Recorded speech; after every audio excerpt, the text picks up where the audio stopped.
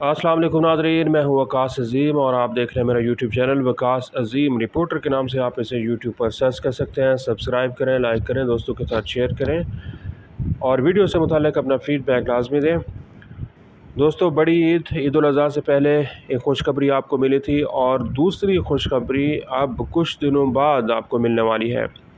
जी हाँ, ईद उल अज़हा से पहले आपको पेट्रोलियम मसनूआत की कीमतों में बड़ी कमी की खुशखबरी दी गई थी और पाकिस्तान में पेट्रोलियम मसनूआत की कीमतों में 10 रुपये से ज़ायद फ़ी लीटर कमी कर दी गई थी। अब बड़ी ईद के बाद पेट्रोलियम मसनूआत की कीमतों में कितना इजाफ़ा होने वाला है, तो आज के वीलॉग में हम इस पर बात करते हैं। ख़ास तौर पर जो इस वक्त पाकिस्तान और फिर बैनुल अक़वामी सूरत हाल बन रही है और पाकिस्तान के लिए ये एक बड़ा मौका है कि इसको किसी तरह कैश कराए ताकि पाकिस्तान में पेट्रोलियम मसनूआत की कीमतों में वाज़ेह तौर पर कमी हो सके। तो कहानी कुछ यूँ हो रही है कि सऊदी अरब ने अमेरिका के साथ किया जाने वाला 50 साल का पुराना जो मुआहदा था उसको ख़त्म करने का फ़ैसला किया है। अमेरिका और सऊदी अरब के दरमियान आज से 50 साल कबल ये मुआहदा तय पाया था कि सऊदी अरब जितना भी अपना तेल फ़रोख्त करेगा अमेरिका को, वो डॉलर्स में फ़रोख्त करेगा।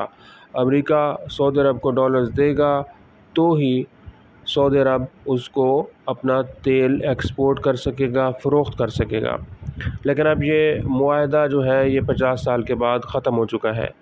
अभी तक जो सऊदी अरब की हुकूमत है उसने ये फ़ैसला नहीं किया, इसका ऐलान नहीं किया कि क्या सऊदी अरब के साथ वो ये तेल की फ़रोख्त का मुआहदा जो है इसको रिन्यू करना है या फिर नहीं, और अगर मुआहदा रिन्यू करना है तो क्या इसका जो पैसों की अदायगी का तरीक़ाकार होगा, डॉलर्स में होगा या फिर नहीं होगा।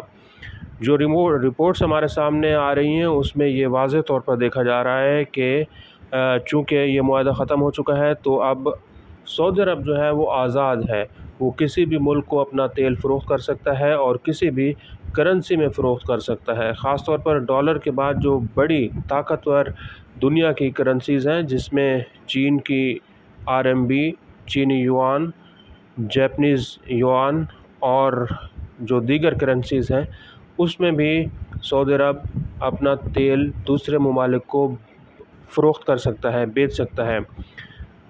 ब्रिक्स जो कि दुनिया के ताकतवर तरीन और अमीर तरीन ममालिक का एक ग्रुप है, उसने भी ये कहा है कि अगर सऊदी अरब से तेल ख़रीदा गया तो फिर डॉलर्स में नहीं ख़रीदेंगे बल्कि हर मुल्क की जो अपनी करेंसी होगी उसमें ख़रीदेंगे।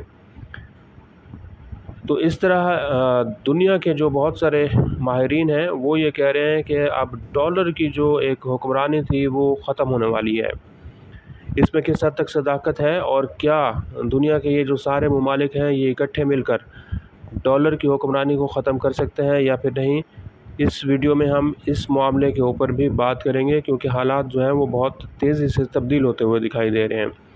तो पहले बात कर लेते हैं थोड़ा सा, अगर सऊदी अरब और अमेरिका के दरमियान अगर 50 साला मुआहदा ख़त्म हो गया है तो क्या सऊदी अरब अब अमेरिका को तेल फ़रोख्त नहीं करेगा और क्या डॉलर्स में फ़रोख्त नहीं करेगा या फिर किसी दूसरी करेंसी में फ़रोख्त करेगा।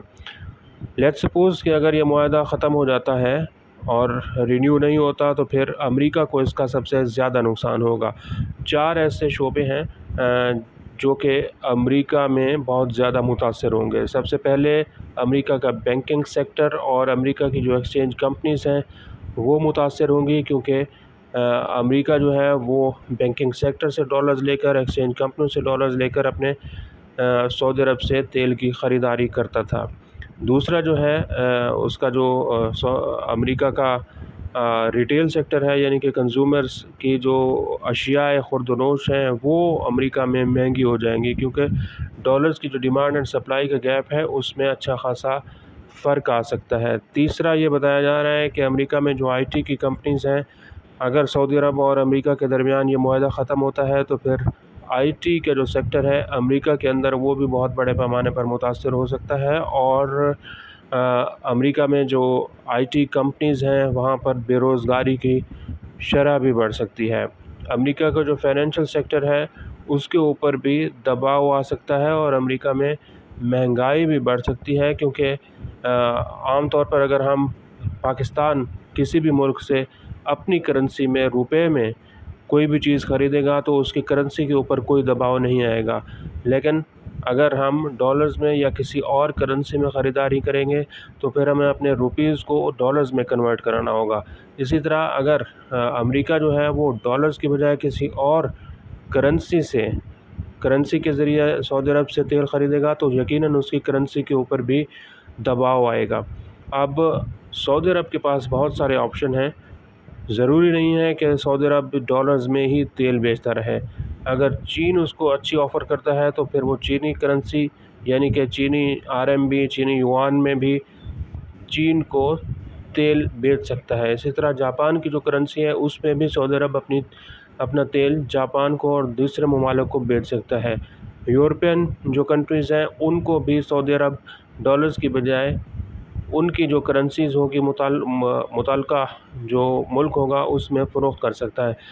अगर ये सूरत हाल पैदा होती है तो फिर डॉलर्स की जो हुक्मरानी है वो कम हो सकती है।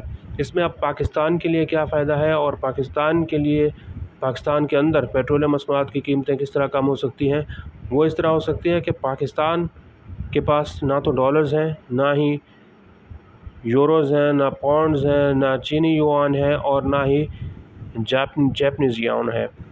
पाकिस्तान अपनी करेंसी में रुपयों में तो सऊदी अरब से तेल ख़रीद नहीं सकता।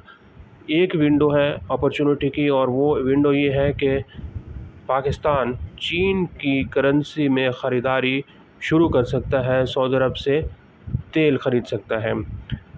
यानी कि सऊदी अरब से अगर हमने सस्ता तेल ख़रीदना है तो फिर चीन से हम चीनी करेंसी युआन जो है वो उधार पर ले सकते हैं। चीन के कमर्शियल बैंकों के साथ पाकिस्तान मुआहदे कर सकता है और हुकूमत पाकिस्तान इस वक्त कोशिश भी कर रही है कि चीन के जो कमर्शियल बैंक्स हैं उनके साथ कुछ कर्ज़ का मुआहदा तय पा जाए। तो अगर हम ये ऑफ़र करते हैं कि सऊदी अरब को हम डॉलर्स की बजाय चीनी युआन में पेमेंट करेंगे तो इससे पाकिस्तान उधार पर तेल ले सकता है और चीनी करेंसी में ले सकता है। इससे पाकिस्तान में पेट्रोलियम मसनूआत की कीमतों में अच्छी खासी कमी आ सकती है और जो डॉलर्स का दबाव है, हर वक्त हमें डॉलर्स की तलब रहती है, डॉलर्स हमें हर वक्त चाहिए होते हैं, उसका जो डिपेंडेंस है, इन्हिसार है, वो भी कम हो सकता है। ये तो है दोस्तों सारी आइडियल सूरत हाल कि अगर ये सब कुछ हो जाए, लेकिन ऐसा होता हुआ दिखाई नहीं दे रहा क्योंकि जो हालात हैं उसमें डॉलर्स की हुक्मरानी ख़त्म नहीं हो सकती। अब सऊदी अरब और अमेरिका के दरमियान एक नया मुआहदा भी होने वाला है और वो मुआहदा है दिफाई उमूर से मुताल्लिक़।